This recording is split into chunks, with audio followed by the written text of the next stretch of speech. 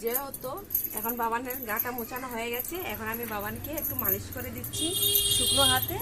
দেখো, যেহেতু আমি বাবানকে তেল দিয়ে মালিশ করি না, তেল দিয়ে মালিশ করলে ওর শরীরে অ্যালার্জি হয়ে যায়, সেজন্য আমি এইরকমই দিই, মালিশ করে নিচ্ছি। দেখো দেখো, ও মালিশ করলে খুবই ওর পছন্দ, খুবই ভালো লাগে।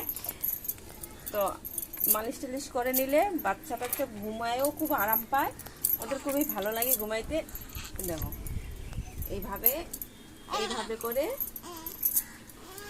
এইভাবে মালিশ করতে হবে। তারপর মামার বাড়ি যাবে, এই যে, তারপর এইটা।